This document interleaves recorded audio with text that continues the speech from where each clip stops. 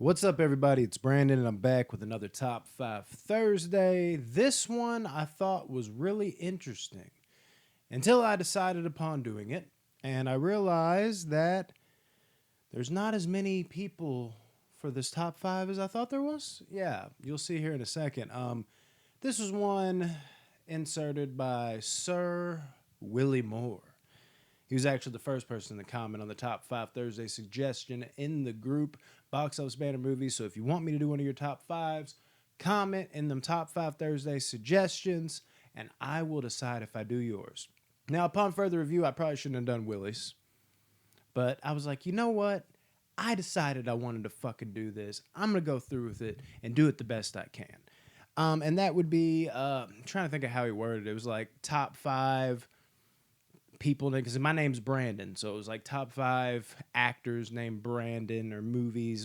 I forget which one it is. We'll do like a combination of that. But yeah, and I'm thinking, hell yeah, and one popped in my head immediately. You'll see what that is on this list. If you know me, you can probably guess who would have popped in my head. But the rest, I was like, I'm blanking. I can't really figure out what other Brandons are. Are there that many Brandons in cinema? And I was like, there's got to be, right? There has to be. And not quite.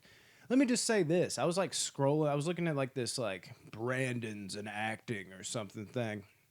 And I was scrolling through. And by the time I hit like 80, I was like no, that's what it was. It was like most popular celebrities named Brandon. And I was just picking out the actors and weeding them out. I'm like, oh, no, that face was in. No, I didn't really like that movie. That's not even an actor. That's not an actor. That's not. Where the fucking. Oh, there's an actor. I've never seen that guy. Who's that guy? Literally, when I got to like 80, I was like literally maybe like number 89. It might be like Brandon Staudenheimer, podcaster on Box Office Banner. Like that's, we haven't done a lot. Brandons, we need to step our game up. I thought we had done more, but we do not have a lot. So at number 5, we're going to go with Brandon. And I'm leaving this at 5 because it's kind of a cheat. He's more of like a stunt guy. Brandon DiCamillo from like CKY and Jackass fame, of course, with Bam. He was a founding member of CKY, and, you know, we grew up seeing this guy do some, you know, different stunts and silly shit. So, I always thought Brandon was very entertaining, you know, out of all those guys. CKY combined with Jackass. He was one of the more entertaining of, you know, those fellas, but while not also not being as big of a name, but you recognize him, you knew who he was, and if your name's Brandon, you might even know his name's Brandon and remember that name, Brandon DiCamillo. But yeah, he entertained us as kids. Don't lie, he did. That's why he's gonna make it. He's still an entertainer at number 5. Yeah, but that's how steep this list is. So many competitors. Not really. Then we have fuck, dude. Fuck. This was tough because I didn't know which one I was going to choose. Brandon T. Jackson from Tropic Thunder fame. And he's going to win out because it was between him or Brandon Soho, and he is also of Tropic Thunder fame. Yeah, my number 4 is a tie between two Tropic Thunder stars. Brandon Soho, we'll give him a shout out. He's the one that's like Simple Jack. Like, I believe that is who it was. That's like not like how not popular some of these people are, but I'm pretty sure that's who it was. He was the kid that was like screaming and then still was like, oh, well, I'm sorry, and all that shit. And then Brandon T. Jackson, of course, was like old booty sweat dude. You know what I mean? And if I'm keeping it real and honest, he was like my least favorite person. You know, at the end, you kind of, his arc is like you find out he's gay and he's always trying to sell booty sweat. I think that's what it's called, a drink that's booty sweat. Oh, what a catch. He's funny in spots, but extremely, to me at least, overshadowed by Ben Stiller, Jack Black, Jay Birchall to a degree, and of course Robert Downey Jr. So yeah, Brandon T. Jackson at number 4. I should have advertised my booty sweat right here. That just never will sound right. At number 3, I'm going to go with Brandon Hammond. That's right, Brandon Hammond. This is a guy that you would recognize, actually. I believe he played. He was a child actor. He played young Michael Jordan in Space Jam. Um, yeah, there's like a couple other movies that aren't popping in my head. I'm gonna like look his shit up real quick. But the one I liked him in the most that most people won't even remember because it's like a very forgotten Wesley Snipes Robert De Niro movie is The Fan. I thought he was really, really good as Wesley Snipes' kid. And I am a big fan of The Fan. And for that, thank you, Brandon Hammond. I thought you did a pretty good job. What other movies was he in? He was the kid in Menace to Society, kid in Tales from the Hood. Oh, the kid in Mars Attacks. So, I mean, he had some, like, he was a really solid child actor. He's not deserving of being on no top five, but I'm a little more comfortable with him on here than the other ones, I'll say. Brandon Hammond. Yeah, dude, this is just like Brandon Love Day. And then at number 2, I kind of cheated because this guy is from a TV show, and that is Brandon Flynn. I'm not a huge fan of 13 Reasons Why, but I really, really, really, really like 13 Reasons Why. Specifically, the first 2 seasons. The third season was terrible. A lot of people shit on the second season. I like it just as much as the first, honestly, which most people would say that's blasphemy. Not I, bro. I think 2 is really fucking good. It's kind of slow, but the payoff and the craziness is still there. And I think the way the relationships form, it feels very authentic. 2 was good to me. 3 was where it became a bore fest to me. And then 4 was very average, but like I was kind of on board because I knew it was like the end. And then the very end of it is what sold it for me. Not as good as the first 2 seasons, but an upgrade and made the show as a full run through maybe be a possibility at some point because that ending was downright sad.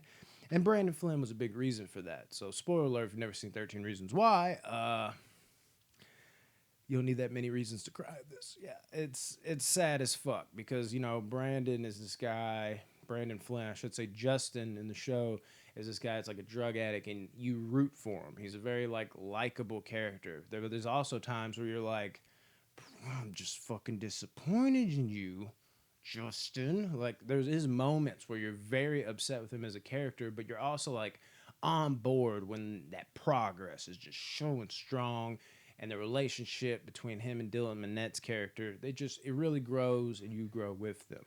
It's very solid quality stuff. And Brandon brings a good solid performance. Yes. Oh, hello. No. He brings a great solid performance. And then somebody told me the ending was sad because I didn't watch it like right away. But at the end, you find out, you know, the second to last episode that Justin collapses. And you're thinking like, oh, is this man on drugs again or something like that? Turns out it's AIDS. And like the last episode is just him dying of AIDS and saying his last goodbyes to everybody.